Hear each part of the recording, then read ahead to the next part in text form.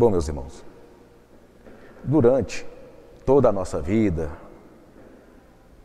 durante tudo que nós conhecemos a respeito do Evangelho do nosso Jesus Cristo, da história crística que nos foi contada pelos nossos pais, pelos nossos avós, até mesmo pela educação religiosa que tivemos, nós sempre ouvimos falar sobre os dons do Espírito Santo e também a proibição de mexermos com os mortos. É isso que nos foi ensinado, né, durante toda a nossa vida, conforme a maioria dos segmentos religiosos. Mas tudo é feito de acordo com a cultura e a capacidade de compreensão de cada povo. Essa lei, essa regra, a proibição de mexermos com os mortos, data da época de Moisés, quase 1500 anos antes da vinda de Jesus.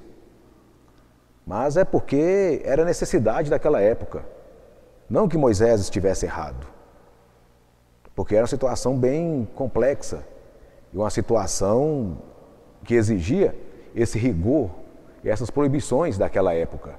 Mas os tempos vão mudando, a cultura das pessoas vão se alterando, a capacidade de compreensão e entendimento também se tornam outras.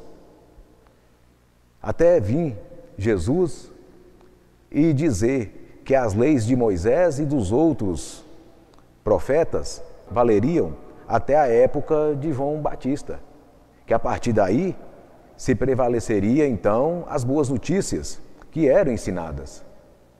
E com isso, igual Jesus mesmo disse, a lei não seria alterada, continuaria valendo, mas existiriam e viriam novas informações, novos conhecimentos e novos entendimentos dos reinos dos céus, dos mundos espirituais. Pois este trecho do Evangelho cita que quem estava presente com Jesus era Moisés e Elias. Ambos já tinham mais de 1 milênio que estariam desencarnados. E para vocês terem uma ideia, tem uma passagem do Evangelho que perguntam a Jesus, né, mestre, Elias não deveria vir primeiro?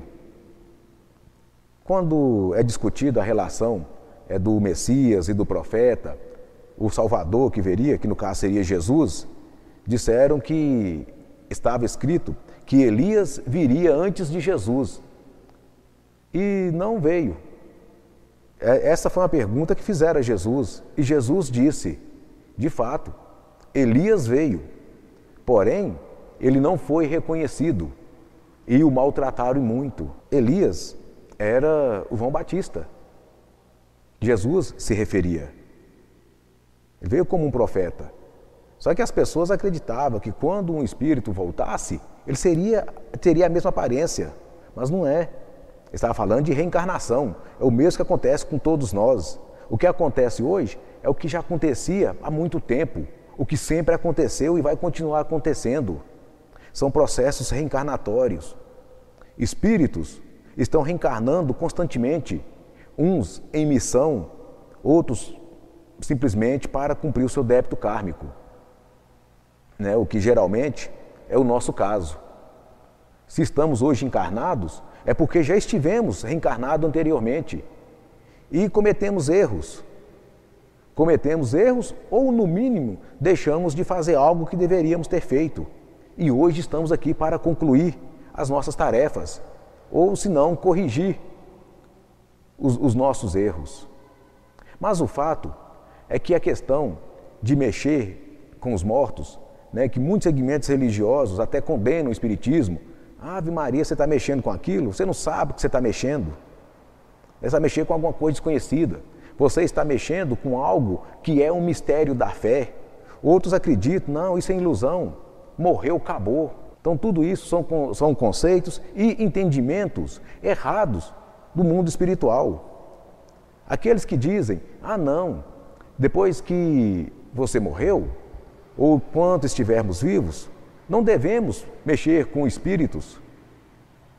O que está depois da vida é mistério da fé. Meus irmãos, não existe mistério da fé, não. Você hoje está encarnado, amanhã vai estar desencarnado. O seu corpo físico vai morrer e vai ser deteriorado pelas forças da natureza. O seu espírito vai estar no mundo dos espíritos. Então aquilo que você acreditava ser um mistério da fé, já se tornou para você uma realidade. E devido à falta de conhecimento, devido às circunstâncias que te levaram pela cultura que foi formada durante a sua vida, você é um espírito despreparado no mundo dos espíritos. Aquilo que para você era um mistério, agora se tornou uma realidade. E infelizmente, para a grande maioria, uma terrível e triste realidade. Uma realidade que ele não compreende, que ele não tem a mínima ideia. O Espiritismo nos dá esta base, né? Nos dá a convicção da continuidade da existência do Espírito. Uns vão seguir suas evoluções, vão seguir para os mundos evoluídos de Deus Pai Todo-Poderoso, mas a grande maioria vai se tornar prisioneiro dele próprio. Ele vai ficar apegado e preso às suas crenças, aos seus desejos, às suas vontades, ao seu saudosismo, e vai ficar na crosta terrestre, andando, perambulando entre nós outros encarnados. Até que a densidade do seu corpo espiritual vai se tornando um pouco mais densa, mais pesada e mais negativa, e ele vai passando então para outras dimensões ainda mais inferiores, até que ele perca a dimensão da luz, o ponto vibracional da luz. Então o mundo para ele começa a se tornar turvo, cada vez mais turvo, até se tornar em trevas. Aí começa o desespero, o arrependimento e, em muitos casos, a revolta. Ele vai entender que ele está sendo injustiçado por Deus Pai Todo-Poderoso. Talvez até aquele que seguiu uma vida de missionário, uma vida de religioso, ou talvez até mesmo um espírita. Não quer dizer que o fato da pessoa ser um espírita, ele está já automaticamente nos mundos de luz e nos braços do nosso Senhor Jesus Cristo. Isso também é uma ilusão.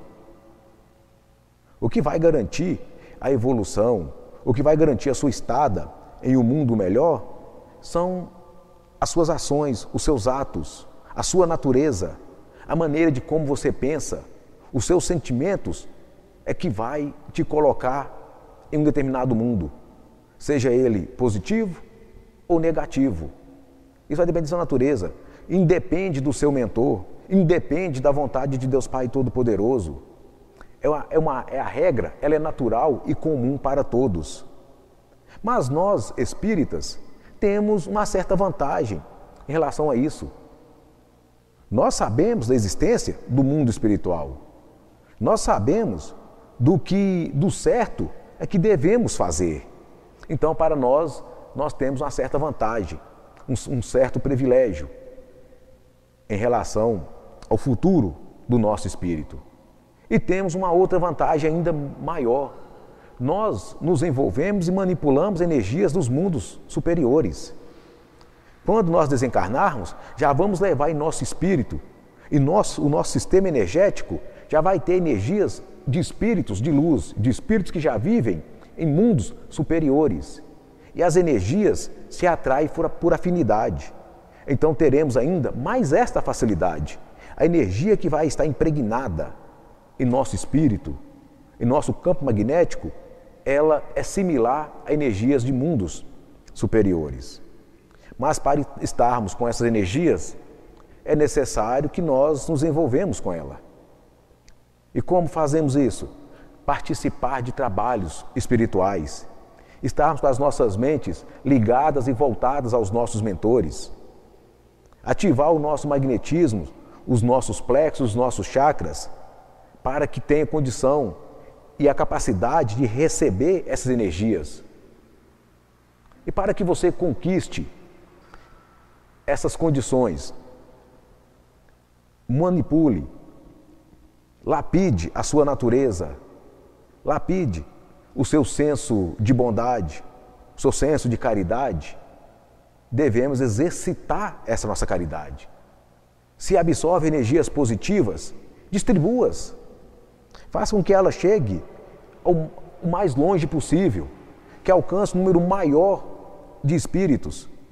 além de você estar manipulando e energizando o seu espírito com energias positivas, você vai estar prestando também a sua caridade, que é o grande pilar de toda e qualquer condição evolutória de um espírito.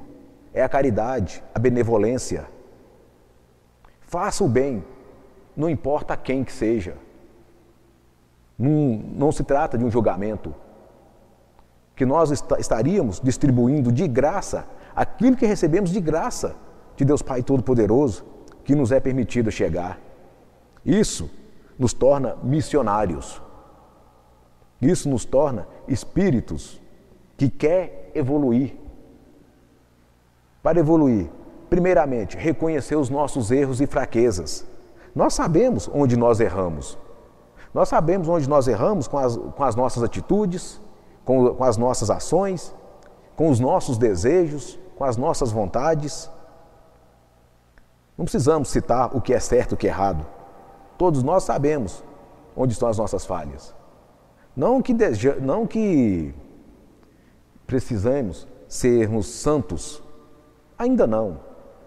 Seria pedir demais, mas errar menos. Se antes você errava muito, procura errar menos. E assim você vai lapidando, vai se moldando naturalmente dentro dos princípios de evolução de nosso Senhor Jesus Cristo. E outra coisa, deixarmos principalmente de lado a nossa condição de coitados, de pedintes. Nós somos aqueles que existem para servir. A condição do nosso espírito, por estar magnetizado, você não é médio por um acaso. Você não tem o magnetismo do seu espírito apenas por um acidente. É uma programação dos seus mentores, dos seus ministros. Existe uma programação de espiritualidade maior, inclusive com a sua participação. Muitas vezes até por ter implorado para que o seu espírito fosse magnetizado além do necessário. Todas as pessoas, todo mundo tem que ter mediunidade. Todo e qualquer ser vivo tem que ter um magnetismo para que possa absorver energias, para que ele se mantenha energizado. Porque a matéria, a carne, por si só ela não tem vida. O que mantém o nosso corpo vivo é o nosso espírito. E espírito nenhum gera qualquer tipo de energia. Os nossos espíritos, ele tem capacidade de manipular, absorver energia. Ele não gera, ele manipula. Então, para manipular, ele tem que absorver. Então, todo ser vivo absorve algum tipo de energia de alguma forma. As plantas absorvem energias do sol, da luz do sol, para se manter viva, chamada fotossíntese. Se não é essa energia, ela não sobrevive, ela não tem de onde tirar a sua vitalidade. Nós, médiuns, que somos definidos médiuns, porque na verdade todo mundo tem que ter mediunidade, porque a mediunidade ela provém do magnetismo. Porém, nós absorvemos mais energias do que realmente necessitamos para nos manter.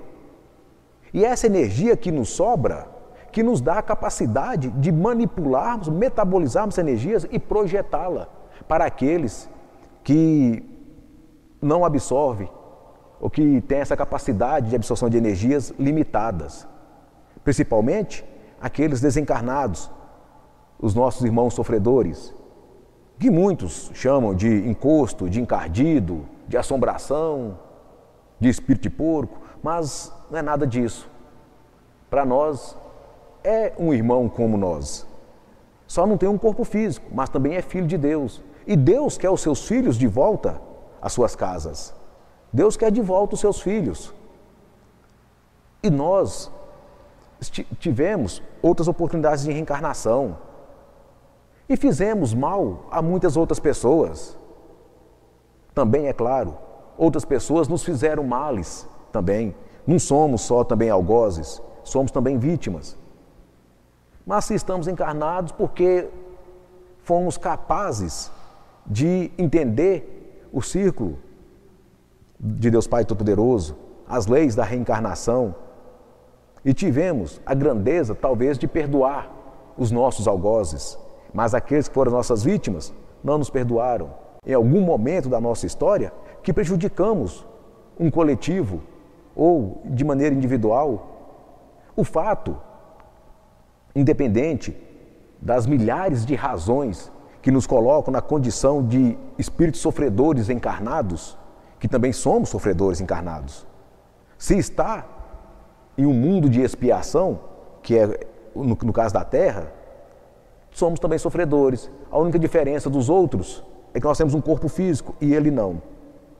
Temos essa oportunidade de absorver energias de Deus Pai Todo-Poderoso, dos mundos evoluídos, e distribuirmos essas energias. Quanto mais fazemos isso, mais vamos limpando, melhorando e lapidando a nossa natureza e o nosso espírito, na prática da caridade. Vamos prestando a caridade, ajudando os nossos irmãos, conquistando a confiança cada vez mais da espiritualidade maior dos nossos mentores e servindo a Deus. Com isso, meus irmãos, com toda essa nossa capacidade, com o poder que nós temos, devemos desenvolver cada vez mais essa nossa mediunidade e usá-la, porque não adianta só desenvolver mediunidade e ficar acomodado com essa energia. Fazermos uso dela. Somos enfermeiros da última hora, somos os resgatistas, somos aqueles que prestamos socorro na hora que outros mais precisam. E muitas vezes nós confundimos a nossa condição. Eu vou fazer agora um pedido ao meu mentor, eu vou implorar isso, eu vou fazer uma súplica para aquilo. Meus irmãos, quem pede, quem implora, é aquele que não tem nada. Não há motivo para nós estarmos implorando nada à espiritualidade maior. Nós devemos nos colocar na condição de sermos os servos, de sermos os enfermeiros. Porque tenho certeza, é muito melhor você estar na condição de servo do que de ser servido. É muito melhor você prestar o socorro do que ser o socorrista. Então, que sejamos mais justos e nobres. Problemas todo mundo tem, dificuldades todo mundo tem, das mais variadas situações. Nós temos dificuldades e problemas e dificuldades na vida afetiva, na vida financeira, na vida pessoal. Temos problemas das mais diversas ordens. Mas tudo é superado, sem haver necessidade de estar implorando. Tudo pode ser resolvido com dedicação, com empenho. Se não está dando certo, mude, faça diferente. Mas o fato é que a época de implorar está passando. Que sejamos capazes de resolver os nossos problemas sem estar implorando a espiritualidade maior. Isso acaba diminuindo até a nossa autoconfiança, nossa autoestima. Aí você pergunta, Adão, mas Jesus veio na Terra e ajudou tantas pessoas? Ajudou. Mas não por ele mesmo, as pessoas se ajudaram. Jesus até reclama disso no Evangelho, que as pessoas apenas sabem pedir e o chamam constantemente, Senhor, Senhor, mas não procuram fazer nada, exceto alguns exemplos que é citado no Evangelho. Todo mundo que foi curado por Jesus, o próprio Jesus disse, você está curado porque teve fé. Ele mesmo não foi atrás de ninguém para curar. Exemplo daquela mulher que sangrava, que havia 12 anos, já tinha gastado tudo que tinha com médicos e não conseguiu ser curada. Ela apenas tocou na roupa de Jesus e no mesmo instante ficou curada. E Jesus percebeu isso é a história do Evangelho. Jesus percebeu isso e disse, não tenha medo, você ficou curada porque teve fé. Mas neste caso aí, Jesus foi apenas um amuleto, foi apenas um símbolo para que ela concentrasse ali a sua fé. Mas se ela não tivesse fé, Jesus poderia fazer o que for que ela não ficaria curada. Assim como a história daquele empregado oficial romano, o que houve ali foi a fé, é a capacidade de entendimento daquelas pessoas, que também é claro, junto com a fé houve também a inteligência envolvida em tudo isso aí. Então, meus irmãos, tudo parte do fato de você acreditar, principalmente em você mesmo. Acredite na sua mediunidade. Acredite na força que você representa. A nossa cultura, né, de maneira até mesmo inconsciente, que está impregnada em nosso ser. Se eu estou com dificuldade, se eu tenho algum problema, a primeira reação que nós temos, vou pedir ajuda. Talvez você até pague caro por essa ajuda, sendo que com muita facilidade você teria resolvido, mas não resolveu, porque a sua decisão principal já foi pedir ajuda. Nem tentou, pelo menos uma vez, tentar resolver o seu problema, seja qual for o motivo, seja qual for o tipo de problema, que seja um problema de saúde, problema afetivo, qualquer um. Tudo depende de nós. Os nossos problemas, os nossos sofrimentos e angústias são causados por nós mesmos. Ninguém ou nada é culpado pela nossa condição. E se você também tem uma vida feliz, de muitas realizações e conquistas, o mérito é seu, o merecimento é seu também. Tudo depende de você. Nós sempre falamos que hoje nós somos exatamente o reflexo daquilo que nós fomos no passado.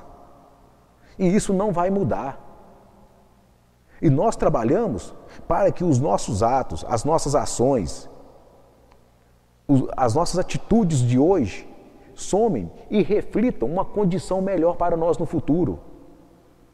Porque no futuro, nós vamos continuar sendo o reflexo do que fomos no passado. E hoje, o nosso presente se tornará passado no futuro.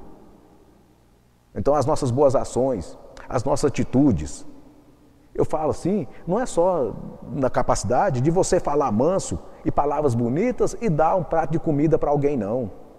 Isso tem que partir de dentro de você, de dentro dos seus sentimentos, do seu desejo de fazer. Porque dar um prato de comida para alguém que está com fome, qualquer um pode fazê-lo. E geralmente, se estiver sobrando em casa. Porque dificilmente você vai pegar o seu prato de comida e dividir com o outro. Acontece, tem muita gente que faz isso, mas a grande maioria só dá um agasalho para alguém que está com frio porque ele tem um outro melhor em casa. A grande maioria é essa. E isso qualquer um pode fazer. Agora, dar a cura para o espírito, manter um espírito confiante, poucos podem fazer isso. E nós somos um desses poucos, porque nós temos em nosso espírito, nós temos em nosso ser a energia capaz de fazer isso, de motivar uma pessoa. Nós temos oportunidade de sermos exemplos para muitas outras pessoas. Nós não sabemos, nós não nos damos conta de como as pessoas nos veem. Quem nos conhece, não, fulano de tal é médium. Mas também existe a cobrança, né? E por isso as pessoas nos observam, tanto para o lado bom, como também para o lado ruim. Porque existem as cobranças, existem as exigências. Às vezes as pessoas, não, eu quero agir como fulano de tal. Porque ele tem uma postura limpa, ele tem um posicionamento de boa índole, ele é justo, é correto, tem um bom senso moral. Essa parte é bonita. E as pessoas se espelham nas nossas atitudes, nos tendo como exemplos. Não nos damos conta disso, mas tenho certeza que isso acontece ao ponto de vista de muitas outras pessoas. Mas também qualquer deslizes das nossas atitudes e de nossa conduta já serve como crítica. Porque no Evangelho também tem uma grande verdade e que as pessoas ignoram. A quem muito é dado, muito é cobrado.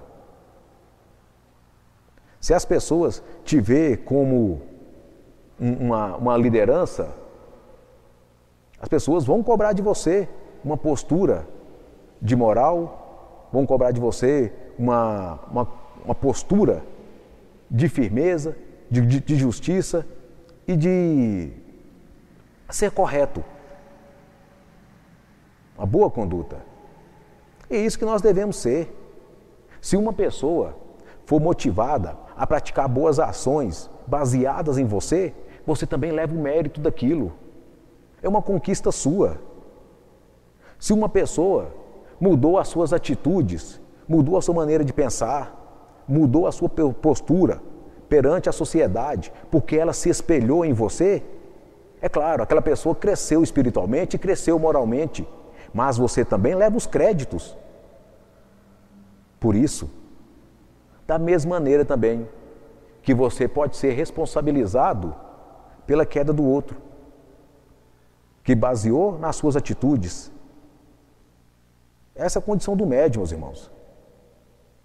E da mesma maneira, né, que tudo isso se reflete positivamente ou negativamente aos olhos de outras pessoas, se você se colocar como aquele solucionador de problemas, as pessoas também vão ser motivadas a solucionar os seus próprios problemas. Ao invés de ajoelhar, fazer um monte de preces e orações e fazendo súplicas. Resolva você mesmo as suas dificuldades e seus problemas. Não que fazer prece ou fazer orações seja errado. Não, não é nada disso. A prece é para você se harmonizar, para você se colocar em contato com seus mentores, com a espiritualidade maior. Nós temos imagens no templo, mas é para que nos sirva de referência.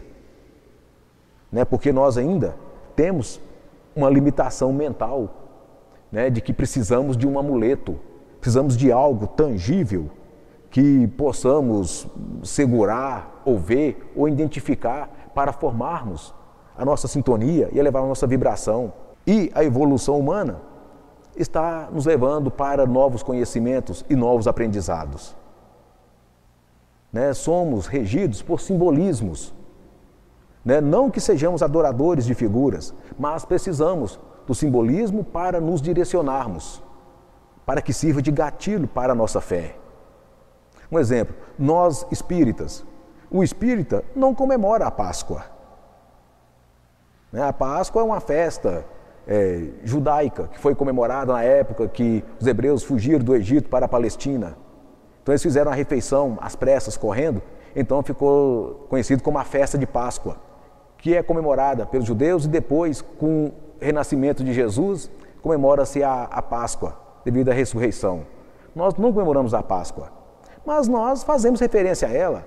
Até temos para as crianças, né, que frequentam o templo, que é chamado Cantinho de Assis, temos a festa de Páscoa. Por quê? Porque são crianças. Aprenderam que na época de Páscoa eles ganham um chocolate, um ovinho de chocolate, simbolismo e para manter a cultura. Né? E também não trazermos e despertar também a imaginação e a curiosidade das crianças. Né? Nós não vemos mal nisso. Mas o nosso fato, o que nos leva de fato de volta para casa, o que vai nos fazer ressuscitar, já que é o assunto de Páscoa, que é a ressurreição de Jesus Cristo, para nós espíritas, ressuscitar não é aquele que morreu, ser desenterrado, está aqui vivo, com a mesma aparência, ainda a mesma pessoa, não. Por quê? Porque para nós, aquele que deveria ressuscitar está morto, não é isso? Aquele que vivia conosco, o nosso amigo, o nosso ente querido, morreu. E para termos ele de volta, ele deveria ressuscitar. Só que, na verdade, quem está morto somos nós. Nós não somos deste mundo, nós não somos daqui. Nós somos de um mundo espiritual. O nosso espírito não foi criado com a nossa encarnação, não. O nosso espírito foi criado de Deus Pai Todo-Poderoso, temos uma família espiritual e dessa família nós deixamos essa família e estamos aqui. Para eles, nós estamos mortos. E para ressuscitarmos, temos que morrer o nosso corpo físico e o nosso espírito evoluir até essas camadas de onde nós viemos. E quando um dia retornarmos de onde viemos, aí sim, nós estaríamos ressuscitados. É por isso que Jesus também ensina, aquele que quiser me seguir e ir comigo para onde eu vou, não deve olhar para trás e deixe que os mortos enterrem os seus mortos. Não precisa ser mais claro do que isso. E no mais, meus irmãos, as oportunidades que é dada a um, é dada igualmente para todos. Porém, nem todos aproveitam essas oportunidades da mesma maneira. Querem evoluir espiritualmente? Trabalhe os seus espíritos. Manipule as energias de Deus Pai Todo-Poderoso e promovam a caridade.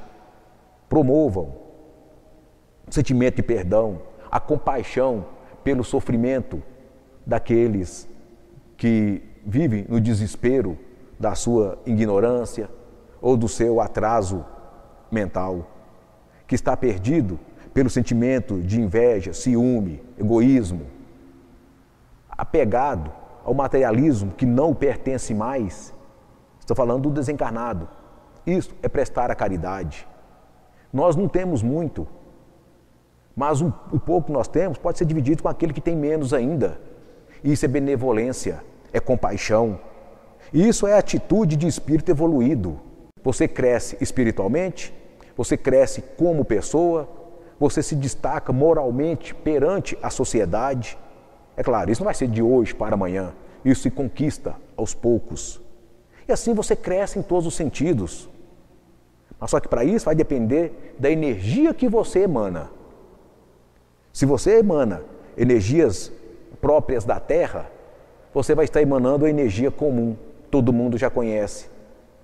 Então você não vai alterar em nada o ponto de vista das pessoas. Se você emana energias negativas, você vai emanar o sentimento de antipatia, de nojo, de impaciência, de intolerância. Assim que as pessoas te verão. Emane energias positivas, as energias próprias de nosso Senhor Jesus Cristo, dos nossos mentores, dos arcanjos, dos mestres de Deus Pai Todo-Poderoso, e você vai se destacar com autoridade, não aquela autoridade imposta, mas aquela autoridade de que você tem o poder de liderança, porque você transmite confiança, porque você transmite paz, você transmite amor, tranquilidade, tudo que as pessoas procuram, que todo mundo busca. Nem todos alcançam, mas nós temos tudo isso em nossas mãos. Traga isso para você e deixe que expanda as suas voltas e que todos tenham acesso a ela. Então você se torna a fonte da tranquilidade, do amor, da tolerância, da compaixão, do entendimento. E assim nós vamos conquistando a nossa evolução, tanto espiritual como pessoal, em todos os sentidos. E as oportunidades estão sempre aí. E assim, meus irmãos, agradeço a todos pela paciência. Muito obrigado.